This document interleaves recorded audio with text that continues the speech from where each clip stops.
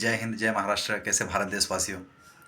मैं रब से तो पहले हमेशा दुआ करता हूँ कि अल्लाह सबको खुश और अच्छा रखे, बेहतर रखे। आज का मेरा टॉपिक है महाराष्ट्र के ऊपर। माननीय श्री राज ठाकरे और उद्धव साहब ठाकरे कह रहे कि मराठी भाषा बोलना चाहिए और मराठी में बात करनी चाहिए।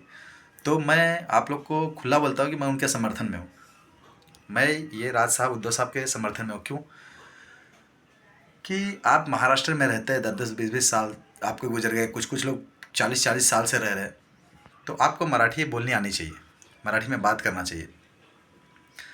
अब रहा सवाल जो है, मैं हिंदी में इसलिए अभी बात कर रहा हूँ क्योंकि कुछ लोगों को जो वीडियो देखेंगे, जो बहुत से सारे लोग, तो सब लोगों को समझ में आना चाहिए। मेरा बोलने का मतलब ये, आप महाराष्ट्र में रहते हो, आप मराठी में अगर बात करोगे तो इससे क्या होएगा, आपको बहुत सारी मतलब बोलते हैं ना सपोर्ट मिलती है। आप लोकलिटी में कहीं फंस गए, अब कहीं भी आप गए, कोई गवर्नमेंट सर्वेंट काम आपका हो, कुछ भी हो, तो आपका काम फटाफट हो जाता है इजीली। जो है लोग आपके ऊपर ज़्यादा फोकस करते हैं अगर आप मराठी में बात करते हो। तो मराठी में बात करना चाहिए, इसमें अपना बेनिफिट है। पर्सनली मेरा खुद का फ़ायदा है, पर्सनली हमारा खुद का फ़ायदा है। और दूसरी रही बात जो है कि जो कुछ लोग बोलते हैं कि मराठी, जैसे भी कोई आया आपके शॉप पे, आपके बिजनेस से, आपके दुकान पे, कहीं पे भी आपको बोलता है मराठी में बात करो, तो आप बोलते हो कि हमको मराठी नहीं आती है। ठीक है, करेक्ट। जब आप बोलते हो आपको मराठी नहीं आती है, तो उनसे एक शब्द ये भी बोलो कि मैं कोशिश कर रहा हूँ, मैं ट्राई कर रहा हूँ, मैं बोलूँगा, जो है मुझे सीखना है, मैं सीखने की कोशिश कर रहा हूँ।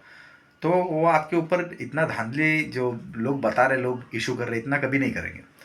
अब इनडायरेक्टली होता क्या है, आप पकड़ जाते हो।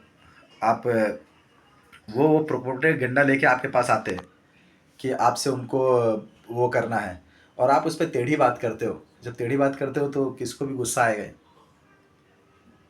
टेढ़ी बात करोगे तो गुस्सा आता है। इसमें क्या बातें बढ़ जाती है। आप अगर डायरेक्टली ऐसा बोलो कि मैं सर कोशिश कर रहा हूँ, मैं सीखूंगा, जो है मुझे कोशिश चाली है मेरी, जो है मुझे भी नहीं आती, ट्राई कर रहा हूँ मैं।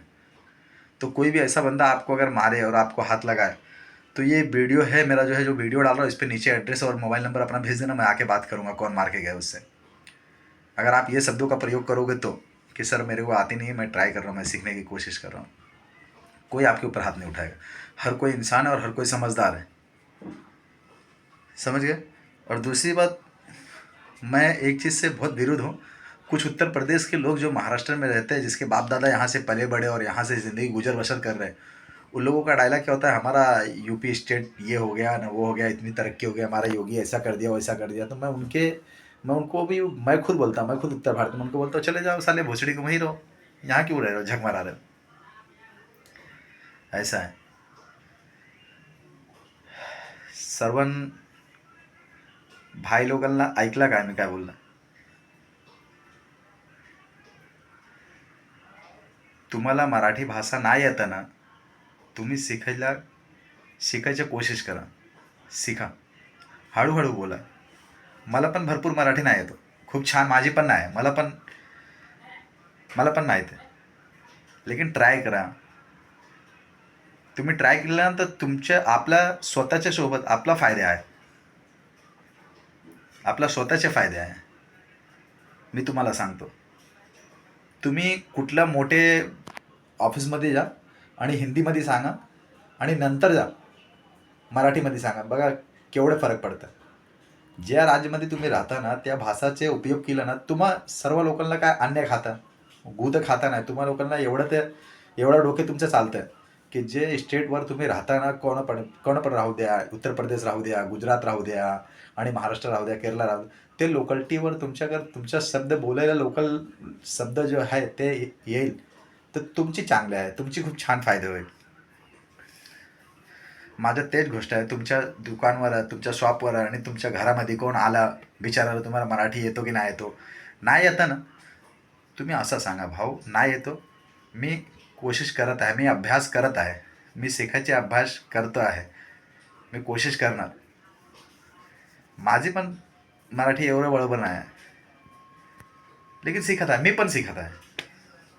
तुम्ही पण शिकवा, आणि तुमची जीवनमध्ये पण एकदम चांगले होईल, भरपूर होईल, तुमचे काम पण चांगले होईल, तुम्हाला कुठलं काय त्रास नाही होईल, ते तुमची फायदा होईल।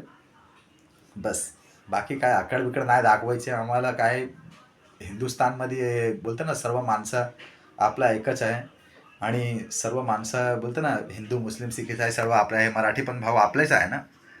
ते मराठी माणूस तुमच्या घरी येतो, काय बोलतं मराठीमध्ये बोला तुम्ही. तर बोलायला पाहिजे. नाही आता साहेब करणार शिकणार, बस बाकी बात विषय संपलं. कोण तुम्हाला त्रास देतो?